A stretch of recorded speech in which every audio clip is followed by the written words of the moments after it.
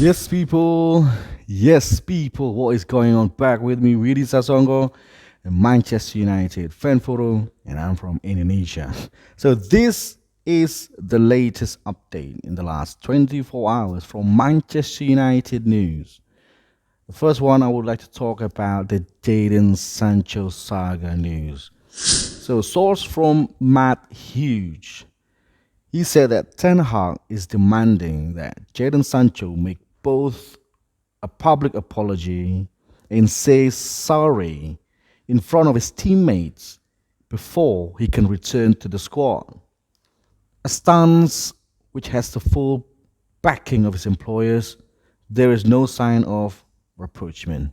So, in my opinion, it's been 5 weeks since Jadon Sancho posted at his social media that he denies all the accusation of Eric Ten Hag from his press conference. And I think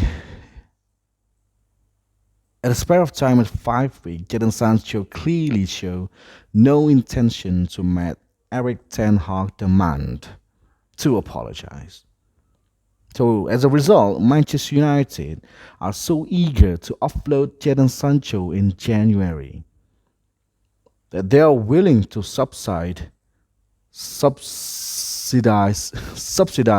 his £300,000 per week's salary or wages if they agree a loan move for the rest of the season.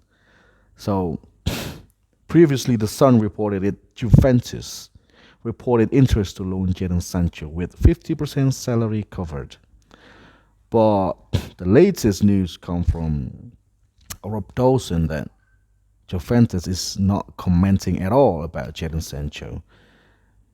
So this is you know a dilemma situation from Eric Ten Hag, and this should be you know this should be more interfere from the club owners or the CEO to put Eric Ten Hag and Jadon Sancho in one room and made a meeting about Jadon Sancho's future. He's an expensive player. He's in a good wages. He's not functioning at all. It's not helping Manchester United at this time with injuries, with bad performance recently. But you know, Eric Ten Hag still clarify that you know the training environment are improved since Jadon Sancho exile. No laziness, no toxic influence that produced by Jadon Sancho. Attitude from other players are improved. So if I am the owner of Manchester United, definitely I will put both of them in my office and could work out something, maybe respecting each other. Started from the Jadon Sancho position as a player, as a young player. You just need to do what the demands of the manager. And the manager itself also need to lower down the expectation from Jadon Sancho. It is what it is. He is Jadon Sancho, a talented player but lazy, a bad attitude. But if that not happen, just sell him. Just sell him.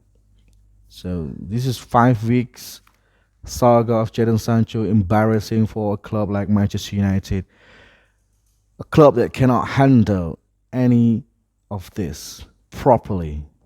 That's why we need a new owner. That's why. That's why we need a new owner.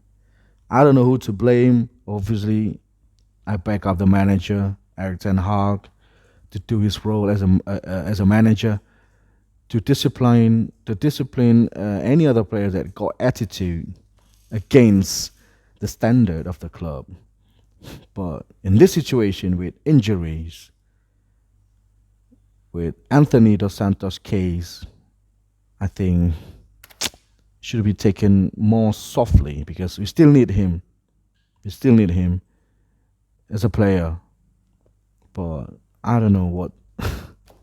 This is confusing. This is confusing. But if I am the owner, definitely I will held a meeting, both of them, in my office, and come with something positive. 50-50. You cannot win all. Just play with the 50-50 position. But in the end, he needs to be sold. So the next source from Rob Dawson. Harry Maguire, Marcus Rashford, and Luke Shaw have urged Jadon Sancho to apologize and begin working his way back into Manchester United. Look, Jadon, your teammates are showing great support for you.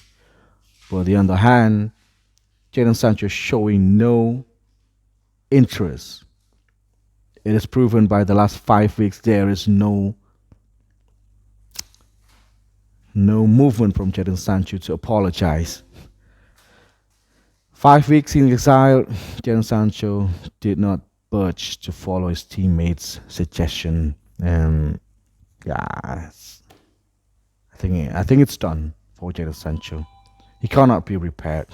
So move on for the next story. Scott McTominay, the hero against Brentford at Old Trafford, the brace goals, the super header, and a super close control and volley goals to equalize.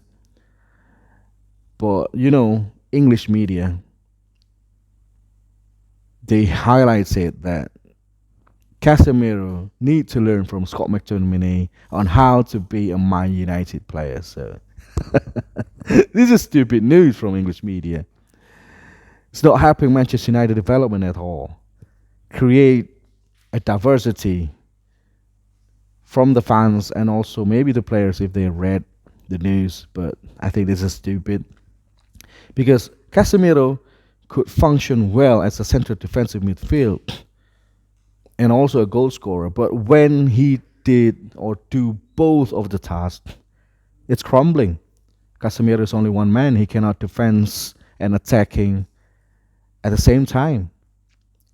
I think Casemiro doing too much tasks under Erik ten Hag, supporting the attack, and don't forget he's a top scorer, 4 goals at the club right now.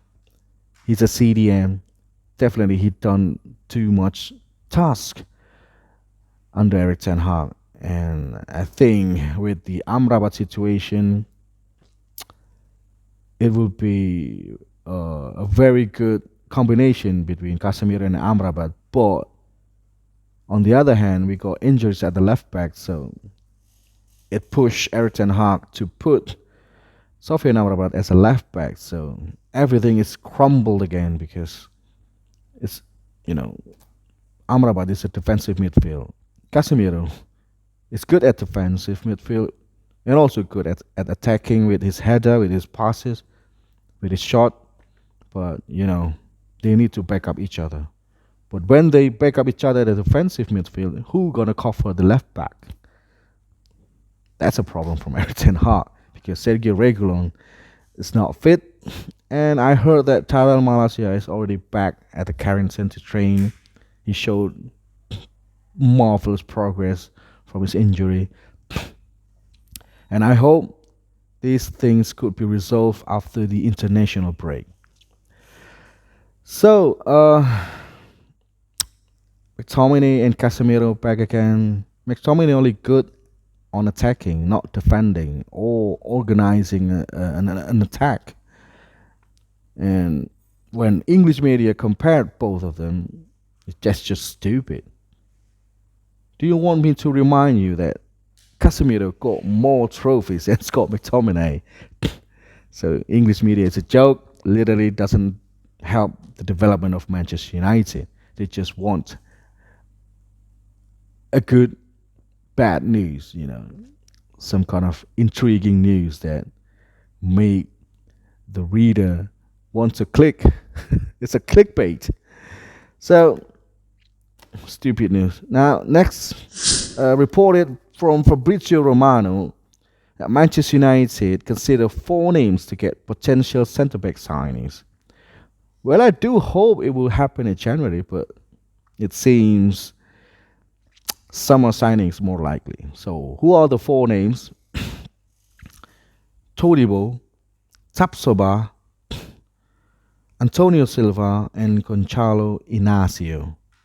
Well, with the injury of Varane, Martinez, who got injured for a long period, it means Manchester United need to have a good backup players, and they need ASAP. They only got Harry Maguire, Victor Lindelof, who also got injured, is back, and Johnny Evans. You know, we cannot rely on Johnny Evans playing week in, week out, or twice a week as a joke. We're going to make another problem as a centre back if one of them got injured also. So problem piling up for Eric Ten Hag at the defensive department. Well, I hope we could get two of them, maybe loan in January. Same like the situation of Sofian Amrabat. We cannot buy him. We only loan him from Fiorentina. And yeah, I hope we got two of them. Now next, from Ben Jacob about the sale update. Sheikh Jassim is still uh, committed to a full buyout of Manchester United club. They want 100% control of the club. They don't want any minority stakeholders, especially for Glazers to stay. So it's all or nothing bid. So I don't know about this because the Glazers clearly they wanted more money than 5.5 billion. They want another 500 million to meet their demand of 6 billion. And Glazer is so confident that Sheikh Jassim will eventually pay for 6 billion. They just need to wait. And this is frustrating. Frustrating start of the season, frustrating development of the sale update and Jadon Sancho. And, you know, so many noise about the English media on Manchester United, especially for Eric Ten Hag, because he's a foreign. It's not. He's a foreign coach. They want Pochettino to, to be the manager of Manchester United as the first, but it's not happening, and the club is fully behind Eric Ten Hag right now. So it will not be an easy task for Eric Ten Hag. But after the international break, I think Kobe Mainu, Tyrell Malacia, Aaron Bissaka could be add up to the team. And let's kickstart the season for the players. Let's get the win. Thank you for watching. I'm Willy Sasonko, and if you haven't subscribed yet, please do subscribe. Thank you for watching. See you in a bit.